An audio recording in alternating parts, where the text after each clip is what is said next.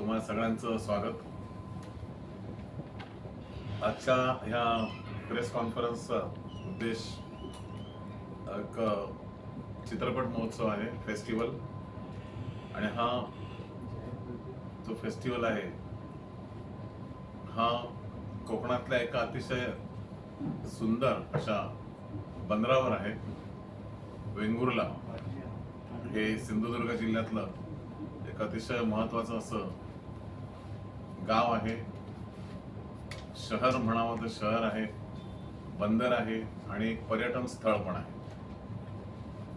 अशा ह्या सुंदर शहराचा 150 वर्षाचा इतिहास ऑफिशियल आहे.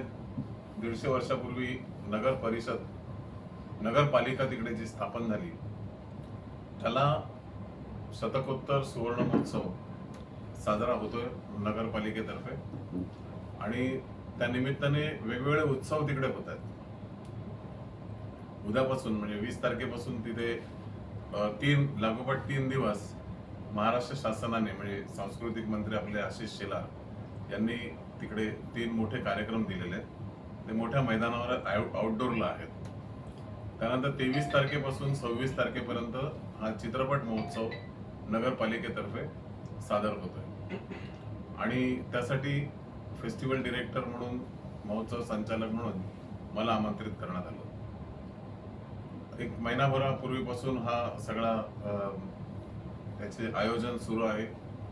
आणि या आयोजनामध्ये 4 दिवस जरी असले, चित्रपट महोत्सव असला तरी रोज फक्त 2च चित्रपट दाखवण्यात येणार आहेत. कोकणातला किंवा तिथली जी जीवनशैली आहे त्या हिशोबामध्ये दुपारी 4 आणि संध्याकाळी 7 वाजता असे 2 वेळा हे 2 चित्रपट दाखवण्यात येतील. आणि याच्यामध्ये एक शनिवार रविवार आहे. शनिवारी सुरू होतोय महोत्सव, रविवार, सोमवार आणि मंगळवार. ह्या 4 दिवसामध्ये 8च सिनेमे दाखवतोय आणि 8 वेगवेगळ्या जॉनरचे चित्रपट अलीकडच्या काळातले. आपल्या सर्वांना माहिती असेल की गेल्या वर्षी एप्रिलमध्ये चित्रपताका हा महाराष्ट्र शासनातर्फे खूप मोठा फेस्टिवल, मी इंग्रजी शब्द वापरतोय फेस्टिवल म्हटल्यानंतर आपल्याला महोत्सवापेक्षा लगेच कळतं की महोत्सव हे वेगवेगळ्या ह्याच्यात, पण फेस्टिवल म्हटल्यानंतर जवळच सिनेमाच बऱ्यापैकी त्याला जोडलेला आहे. तर चित्रपताका हा जसा मराठी चित्रपट महोत्सव झाला आणि त्याचं पण फेस्टिवल डिरेक्टर किंवा महोत्सव संचालक म्हणून मीच काम पाहिलं होतं. त्या अनुषंगाने हा महोत्सव सादर होतोय. कारण त्या फेस्टिवलमध्ये कोकणातल्या वेगवेगळ्या महाराष्ट्रातल्या चित्रपट रसिक आले होते मुंबईत. हे मला नंतर कळलं. आधी मला वाटलं होतं की इकडचेच सगळे आहेत की काय मंडळी, पण महाराष्ट्रातल्या वेगवेगळ्या भागातून लोक 4-4 दिवस राहून इथे तो फेस्टिवल गेल्या वर्षी त्यांनी अटेंड केला होता. आणि त्यातल्या वेंगुर्ल्यामधले कोकणातली काही मंडळी जी होती, त्यात वेंगुर्ल्यातले सुहास खानोलकर म्हणून एक रसिक, चित्रपट रसिक, त्यांनी सगळा महोत्सव त्यावेळेला अटेंड केला आणि ते भयंकर इम्प्रेस झाले, त्याच्यामध्ये प्रभावित झाले तो महोत्सव बघून. आणि त्यांना असं वाटलं की त्यावेळेला मी जेव्हा लोकांशी बोलायचो त्यावेळेला मी असं म्हटलं होतं की असे उत्सव वेगवेगळ्या जिल्ह्यांमध्ये पण व्हायला पाहिजे, नुसतं मुंबई पुण्यात होता कामा नये. आणि माननीय मंत्री साहेबांचं पण म्हणणं तेच आहे की वेगवेगळ्या ठिकाणी व्हायला पाहिजे. तर त्यातल्या सिंधुदुर्ग जिल्ह्यातल्या लोकांनी पुढाकार घेतला प्रथम आणि मला संपर्क साधला. मला पण ती आयडिया आवडली की अरे, वेंगुर्ल्यामध्ये जर असा महोत्सव झाला तर त्या लोकांना इकडचे चांगले चित्रपट जे तिथपर्यंत रिलीज होत आहेत, महाराष्ट्रात रिलीजचं प्रमाण आपल्याला सर्वांना माहितीच आहे. मराठी सिनेमा कुठपर्यंत पोचतो, किती जणांपर्यंत पोचतो, त्याचं प्रकाशन व्यवस्था काय आहे, किती लोक रसिक त्याचा स्वीकार करतात. आणि त्याच्यातूनच खरं तर चित्रपताका निर्माण झालंय. अनुदान कमिटीवर मी गेली 3 वर्ष असताना माझ्या लक्षात, त्याच्या आधी मी होतो, म्हणजे खूप आधीपासून अनुदान कमिटीवर मी होतो. त्यावेळेला जवळ 12-13 वर्ष होतो. म्हणजे अनेक वर्षचा ट्रॅक रेकॉर्ड मला माहिती आहे की काय पद्धतीचे मराठी सिनेमा नेहमी होत आलेले आहेत आणि ती कशी प्रगती होत चालली आहे. पण या गेल्या 3-4 वर्षामध्ये जे सिनेमे तिकडे आले ते अतिशय वेदक होते. मराठी सिनेमा असा इथपर्यंत पोहोचलाय याचा आश्चर्याचा धक्का देणारे असे चित्रपट होते. त्याच्यातून तो चित्रपटाका ची आयडिया संकल्पना सुरू झाली की मग हे चित्रपट नुसते अनुदान घेऊन गप्प बसायचं का, लोकांपर्यंत येणार कसे, तर त्याचा एक महोत्सव झाला पाहिजे म्हणून तो महोत्सव मी सरकार दरबारी मांडला आणि त्याला गेल्या वर्षी स्वरूप आलं. यावर्षी पण तो होईल, थोडा डिले झालेला आहे. आणि असा महोत्सव असे हे चित्रपट गावागावात फिरले पाहिजेत. मग त्यासाठी काय करायचं, तर एक हाती काही शक्य नाही आहे. मग अशी जेव्हा संधी आली तेव्हा मी त्यांना परत 8 ह्या चित्रपटाची संख्या 2 दिवसात 6 चित्रपटच दाखवायचे शनिवार रविवार असं त्यांचं म्हणणं होतं. पण मी जरा वाढवलं ते आणि 2 चित्रपट एक्स्ट्रा केले. तर ह्या सगळ्या मध्ये जरी चित्रपटांची संख्या कमी असली दाखवण्याची तरी तो 4 दिवस हे वातावरण गावामध्ये उत्सवाचं कंटिन्यू राहील. कारण 25 तारखेला त्यांचा तो 150वा सुवर्ण महोत्सव आहे आणि ती तारीख पण त्याच्यामध्ये इन्क्लूड केलेली आहे.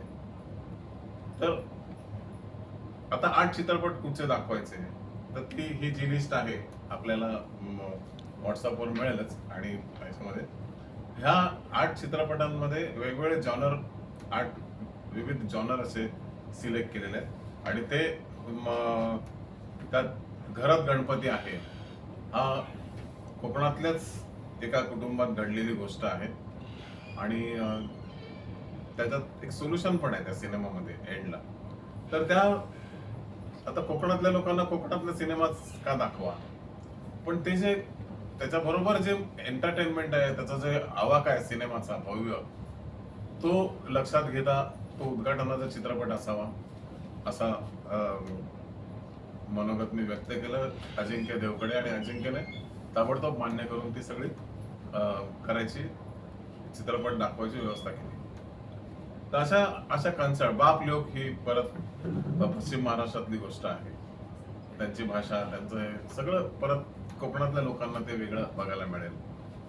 एप्रिल मे ही परत कोकणातली असली तरी तरुणाईची ती गोष्ट आहे. सुट्टीमध्ये काय मजा केली जाते तो एक वेगळा विनोदी अंगाने घेतलेला तो जॉनर, रोमॅन्टिझम त्याच्यामध्ये आहे. बटरफ्लाय ही एका महत्वाकांक्षी साध्या गृहिणीची महत्वाकांक्षा कशी प्रतीत होते, कशी ती पूर्ण करते आणि त्याच्यामध्ये स्पोर्ट्सचा इन्क्लूड केलेला आहे. सुंदर अभिनय, सुंदर मेकिंग. फुलवंती परत एक मोठा कॅनव्हास सिनेमाचा, म्युझिकल आणि अजय अतुल प्रमाणे आणखी एक संगीतकार त्याच्यामध्ये आपल्या समोर येतात, विश्वजित अविनाशी. म्हणजे संगीतकार च्या जोड्या आता आणखी कार्यरत आपल्याकडे होतात. त्याचं फुलवंती अलीकडच्या काळातलं नवीन संगीत जे आहे, पारंपरिक असलं तरी त्याचा स्कोर, त्याचं म्युझिक हे सगळं त्या सिनेमातून बघायला मिळतं. स्थळ हा परत नगर जिल्ह्यातला किंवा ती भाषा परत वेगळी आणि कोकणातल्या लोकांनी तो सिनेमा नक्कीच ते उचलून धरतील. कारण अतिशय सिंपल गोष्ट आहे आणि महाराष्ट्रात आजही सगळीकडे मुलगी बघण्याचा कार्यक्रम होतो. त्याची परिणिती कशात होते तर त्या सिनेमामध्ये आपण पाहिलेलंच आहे. गुलकंद हा एक शहरी विनोदी असं जॉनर त्यात आहे आणि हास्य जत्रातल्या निर्माता दिग्दर्शक कलावंतांनी तो केलेला सिनेमा आहे. ते त्याचं वैशिष्ट्य म्हणून त्याच्याबद्दलचं एक आकर्षण आणि काही लोकांनी डिमांड पण केला तिकडे. काही त्यातले जे 3-4 सिनेमे आहेत ते मिळतील का म्हणून विचारलं पण आम्हाला. त्यामध्ये तिघी सिनेमाची आम्हाला मागणी होती, परंतु तिघी सिनेमा आत्ताच लागलाय. टेक्निकल प्रॉब्लेममुळे आम्ही तो घेऊ शकत नाही तिकडे. कारण हे सर्व सिनेमे DCP वर नाही दाखवतो, हे DVD किंवा पेनड्राईव्ह ह्याच्यावर ते दाखवते. आणि सगळ्यात महत्वाचं म्हणजे जे थिएटर मिळालेलं आहे इकडे आणि कोकणात इतकं अद्ययावत थिएटर वेंगुर्ल्यात असणं हा फेस्टिवल ताबडतोब तिथे करण्याचा एक मोठा सक्सेसफुल उद्देश आहे. इतकं अद्ययावत मराठी थिएटर आहे. आज थिएटरची अवस्था महाराष्ट्रात बिकट आहे अशी कलावंतांची ओरड असताना मी वेंगुर्ल्यातलं ते थिएटर बघितलं. मधुसूदन कालेलकर बहुउद्देशीय सभागृह आहे ते. पण बहुउद्देशीय असलं तरी अतिशय स्ट्रिक्ट नियम आहेत तिकडे. ते लग्नाला किंवा कशाला देत नाहीत. कडक शिस्तीमध्ये ते थिएटर चाललेलं आहे आणि जवळजवळ वर्ष 2 वर्ष होऊन सुद्धा तिथे ज्या पद्धतीचं प्रेझेंटेशन त्यांनी मला दिलं थिएटर सिनेमाचं, पडदा फिक्स आहे मागे, थिएटर नाटक अप्रतिम होतात तिथे. मी तिकडे परवा नाटक पण पाहिलं. एक प्रायोगिक नाटक त्यांनी इन्व्हाइट केलं होतं, कर्ण नावाचं. आता राज्य नाट्य स्पर्धेला तर दुसरं आलं. अप्रतिम लाइटिंग, प्रकाश, कॉस्ट्युम, अभिनय हे सगळं त्या तिकडे पाहायला मिळालं आणि सिनेमाची एक ट्रायल मला त्याने दाखवली. त्यामुळे वेंगुर्ल्यासारख्या ठिकाणी हे थिएटर असणं हे ह्या फेस्टिवलचा एक मोठा सक्सेसचा भाग होऊ शकतो आणि आजूबाजूची मंडळी पण तिथे येऊ शकतात. नुसतं वेंगुर्ला नाही तर कणकवली तिथून जवळ आहे, कुडाळ आहे, सावंतवाडी आहे, देवगड आहे. हे सिंधुदुर्ग जिल्ह्यातली जी काही प्रमुख शहर आहेत जिथे आज सांस्कृतिक हे लेवल खूप हाय आहे. कणकवली आपल्या सर्वांना माहिती आहे. कणकवलीमध्ये किती पद्धतीचे नाट्य आणि याच्यामध्ये ते पुढारलेले आहेत ते लोक. तर हा सगळा प्रकार वेंगुर्ल्यामध्ये नवीन सेंटर कणकवलीप्रमाणे अशा पद्धतीचं नवीन काहीतरी दाखवण्याची तिथे काही लोकांनी जे विडा उचललाय त्यातला हा पहिला प्रयत्न असं मला वाटतं सिनेमाचं फेस्टिवल. आणि शेवटी समारोपाचा जो चित्रपट आहे विदा म्हणून तो अनरिलीज सिनेमा आहे. तो रिलीज होणार आहे सप्टेंबर नंतर. हा नवीन चित्रपट तिकडे मी नेहमी प्रयत्न करत असतो की एक नवा सिनेमा लोकांनी त्याच्यात बघावा. आणि नेमकं हे नाईक जे आहेत निलेश नाईक यांनी गणेश गारगोटेंच्या माध्यमातून आम्हाला तो सिनेमा मिळाला. त्यातल्या सतीश पुळेकर आणि मानसी कुलकर्णी, रेणुका दत्तरदार अशी कास्ट आहे. आज मानसी आपल्यामध्ये आलेली आहे तिकडे. तिला खास बोलवलं त्या लोकांना. सतीश आणि बाकीचे शूटिंग मध्ये बिझी आहेत. पण हा सिनेमा शेवटच्या दिवशी क्लोजिंग सेरेमनीला दाखवतोय आणि ओपनिंगला पण घरात गणपती दाखवतोय. तिथे बाकी परिसंवाद आणि हे सगळं काय यावेळेला अरेंज करता आलेलं नाहीये. करू शकलो असतो परंतु आधी सिनेमा बघू दे लोकांना. पहिल्याच वेळेला सिनेमा बघतानाच त्यांना शिकवायला जाणं हे बरोबर वाटत नाही. त्यात कोकणस्थ सगळी मंडळी माय आमका शिकवता म्हणून ते आम्हाला परत त्यापेक्षा त्यांच्याकडूनच शिकायला मिळेल सिनेमा. कारण बघा तुम्ही या वर्षी कोकणातून 4 दिग्दर्शक आले गेल्या 2 वर्षात आणि 4ही सिनेमे गाजले. April May. रोहन मापुसकर हा श्रीवर्धनचा आहे कोकणातला. कुर्ला टू वेंगुर्ला, कुर्ला ते वेंगुर्ला विजय कळमकर हा सिंधुदुर्ग जिल्ह्यात वेंगुर्ल्यातला. अमरजित आमले लेखक आहे त्याचा. नंतर भेरा श्रीकांत भिडे हा प्रॉपर वेंगुर्ल्यातला, गावच त्याचा वेंगुर्ला. नंतर सुबोध खानोलकर ज्याने दशावतार केला त्याचं पण घर वेंगुर्ल्यामध्ये. मग ही 4 दिग्दर्शक एकाच गावातून येऊन आज मराठी सिनेमात वेगळेपणा त्याने दाखवून दिला. त्यात हा तर कान्सला आता गेला एप्रिल मे. बाकी नॅशनल अवॉर्ड मिळालेत काही सिनेमांना. तर मी असं म्हणत नाही की कोकणाचा झेंडा आणि वगैरे काय, महाराष्ट्राचं सगळं. पण ह्या फेस्टिवलच्या निमित्ताने त्यांचा सत्कार करावा असा प्रस्ताव पण मी मांडलेला आहे. पण ही सगळी अचानक ठरल्यामुळे ते 4ही लोक एकत्र तिथे येतील. प्रमुख पाहुणे म्हणून कोणी चित्रपट व्यवसायातली व्यक्ती पण बोलवण्याचा प्रयत्न केलेला नाही. कारण शॉर्ट नोटीसवर या रे जरा उद्घाटन करा आणि हे सांगणं बरोबर नाहीये. आणि सगळेच बिझी. आणि मुळात 150वा सुवर्ण महोत्सव हा त्यांचा मुख्य उद्देश आहे.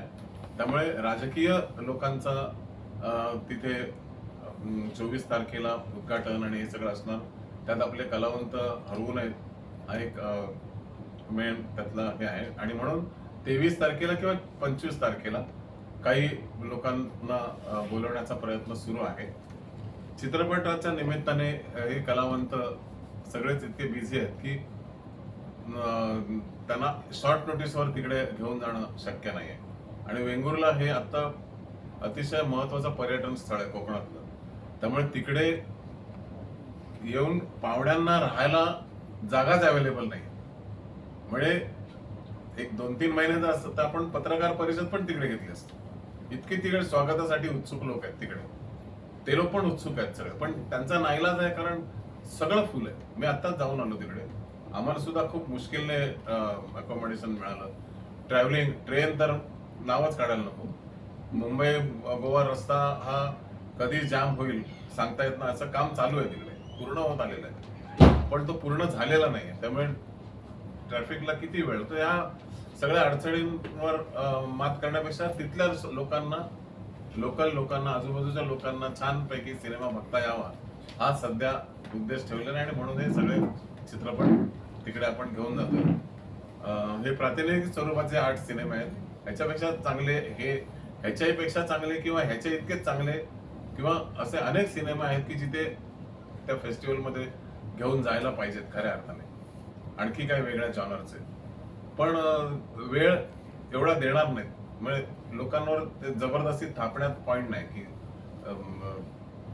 सोमवार मंगळवार जरी तरी ते दुपारी 4च्या वेळेला